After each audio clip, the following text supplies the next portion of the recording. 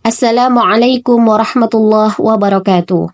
Ahmadullah ala fadailihi sirran wa alana wa ashhadu an la ilaha illallah wahdahu la syarika lah syahadatan arju bihal fawza bidaril na'imi wal hana wa ashhadu anna Muhammadan abduhu wa rasuluh alladhi rafa'ahu fawqa as-samawati fadana wa ala sairi alihi wa ashabihi al-kirami amanai Wassalama taslima. Amalmu sekali-kali tidak akan memasukkanmu ke dalam surga Allah. Hanya karena rahmat Allah lah manusia dapat masuk surga, dan hanya karena keadilan Allah lah manusia diganjar dengan neraka. Ikhwani fiddin rahimahumullah.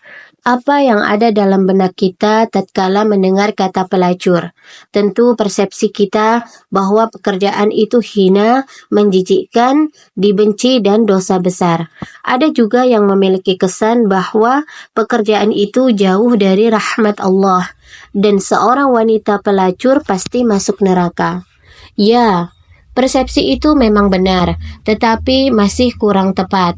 Perbuatan zina itu memang termasuk dosa besar, hina, dan dibenci Allah.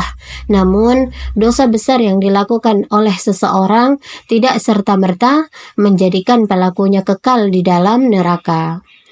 Ada sebuah kisah yang menarik tentang seorang wanita pezina. Bukan wanita yang pernah berzina sekali, tetapi seorang pelacur yang pekerjaannya melacurkan diri, menjual kehormatannya, dan tentunya berulang-ulang melakukan tindakan asusila berupa zina. Suatu ketika Rasulullah Shallallahu Alaihi Wasallam bertutur di hadapan para sahabatnya bahwa pada zaman dahulu ada seorang pelacur sedang berjalan di tengah terik matahari yang menyengat. Tiba-tiba wanita itu melihat seekor anjing yang menjulur-julurkan lidahnya. Tidak berhenti sampai di situ, anjing tersebut juga terlihat tengah mengitari sebuah sumur, lalu menjilati tanah yang basah di dekat sumur itu. Wanita pelacur itu tahu bahwa anjing itu tengah kehausan. Hati wanita itu pun luluh. Ia merasa iba dan kasihan, lantas menolong anjing yang tengah kehausan tersebut.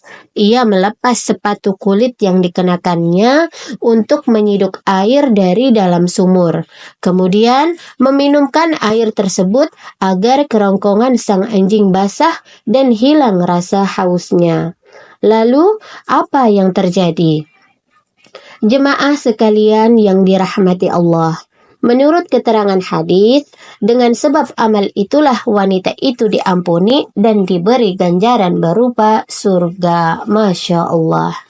Balasan yang luar biasa hanya lantaran memberi minum air kepada seekor anjing.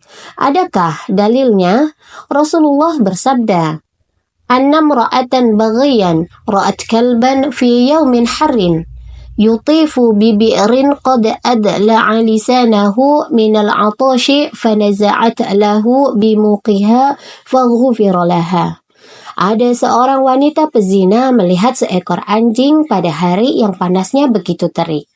Anjing itu mengelilingi sumur sambil menjulurkan lidahnya karena kehausan. Lalu wanita itu melepas sepatunya untuk mengambilkan air dengannya. Ia pun diampuni karena amalannya tersebut. Hadis riwayat Muslim nomor 2245. Ikhwani fiddin rahimahumullah. Kisah dalam hadis ini menjadi sebuah dalil bahwa masuknya seseorang ke dalam surga atau masuknya seseorang ke dalam neraka itu adalah hak mutlak dari Allah. Allah akan memasukkan hambanya ke dalam surga karena rahmat Allah, dan Allah memasukkan hambanya ke dalam neraka karena keadilannya. Dalam hadis yang diriwayatkan Jabir bin Abdillah bahwa Rasulullah Shallallahu Alaihi Wasallam bersabda, "La yudkhilul ahadan minkum amaluhul jannah, wa la yujiruhu minan nar, wa la ana illa birahmatin minallah." Tidak ada amalan seorang pun yang bisa memasukkannya ke dalam surga dan menyelamatkannya dari neraka. Tidak juga denganku, kecuali dengan rahmat dari Allah. Hadis riwayat Muslim nomor 2817. Syekh Al-Utsaimin radhiyallahu anhu menjelaskan dalam Sharah Riyadhus Shalihin jilid 1 garis miring 575 bahwa yang dimaksud dari hadis di atas adalah amal seseorang pada hakikatnya tidak bisa ditukar dengan surga karena tidak sepadan. Beliau menambahkan, "Annal amala sababun wa laisa iwadhan." Adanya amal adalah sebagai salah satu sebab masuk surga, bukan sebagai alat tukar atau penggantinya. Tidak diragukan lagi bahwa amalan-amalan yang kita kumpulkan itu tidak menjadi sebab utama kita dimasukkan ke dalam surga. Di atas semua itu, karunia dan rahmat Allah adalah penentunya. Dengan kata lain, seseorang tidak akan masuk surga lantaran amalnya semata. Perlu digarisbawahi bahwasanya amalan-amalan yang kita lakukan itu yang akan mengundang rahmat Allah turun kepada kita. Semoga Allah merahmati kita semua. Amin.